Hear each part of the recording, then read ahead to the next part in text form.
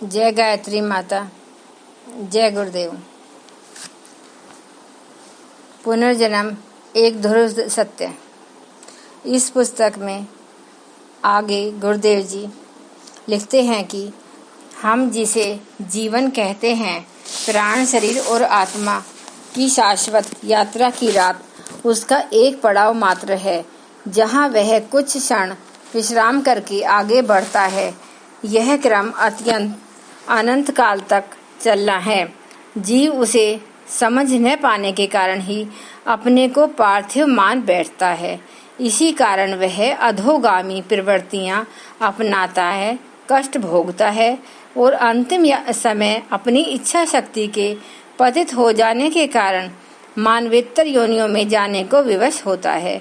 मुक्ति और स्वर्ग प्राप्ति के लिए प्राण शरीर को समझना, उस पर नियंत्रण आवश्यक होता है। यह योगाभ्यास से संभव है। अभी मुझे इस संसार में रहकर कुछ कार्य करना है, जबकि मेरा अपना शरीर अत्यंत जीर्ण हो गया था।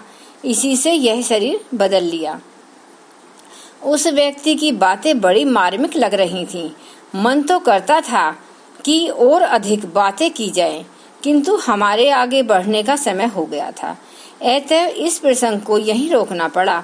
पर मुझे न तो यह घटना भूलती है और न यह तथ्य कि हम पश्चिमवासी रात को दिन, अंधकार को ही प्रकाशमान बैठे हैं।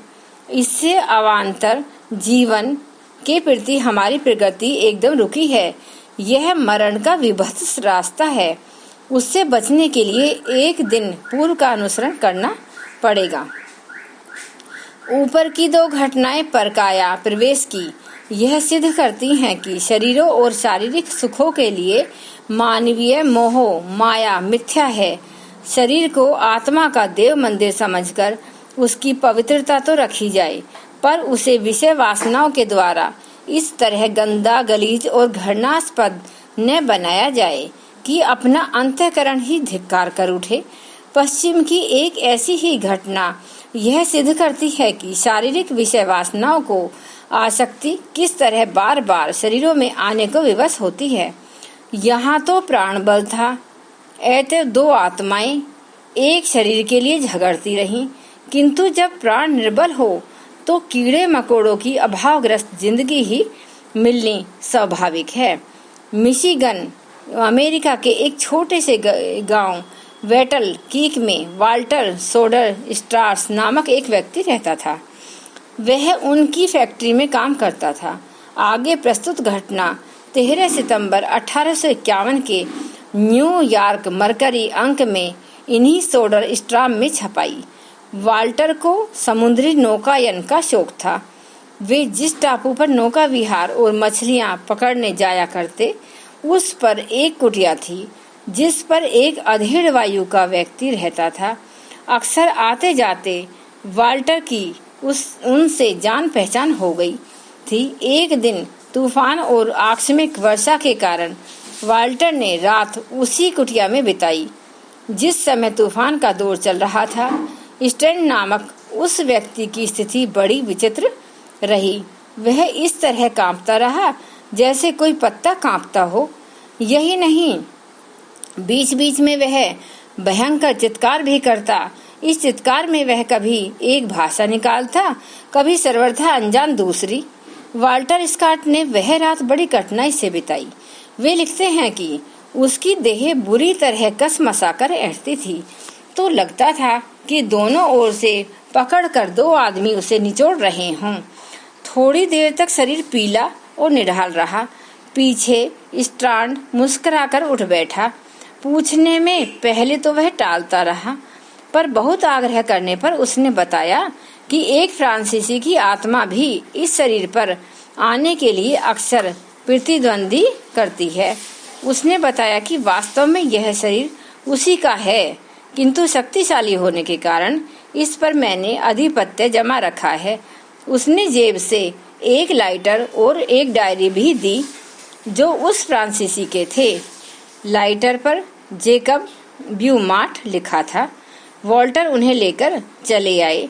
यह घटना उनके मस्तिष्क पर छाई रही। कुछ दिन बाद वाल्टर को पेरिस जाने का अवसर मिला। कौतूहलवश वह डायरी के अनुसार पता लगाते हुए व्यूमांट तक पहुंच गए।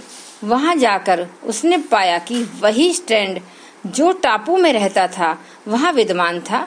वाल्टर को उसने पहचाना तक नहीं, पर उसने अपनी जेब से वाल्टर का फोटो निकालकर बताया कि आपका यह फोटो मेरे पास कैसे आया, मुझे ज्ञात नहीं।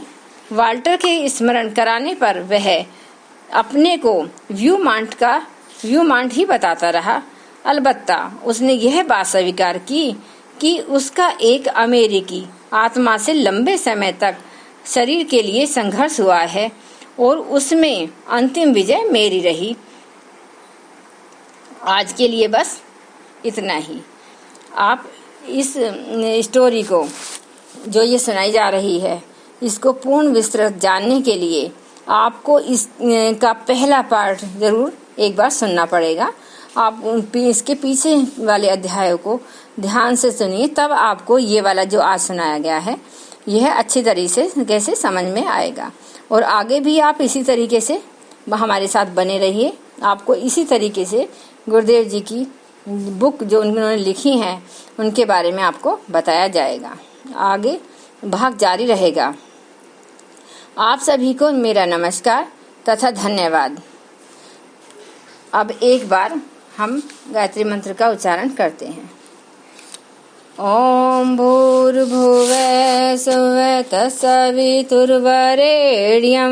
भर्गो देवस्य धीमहि धियो यो न प्रचोदयात्।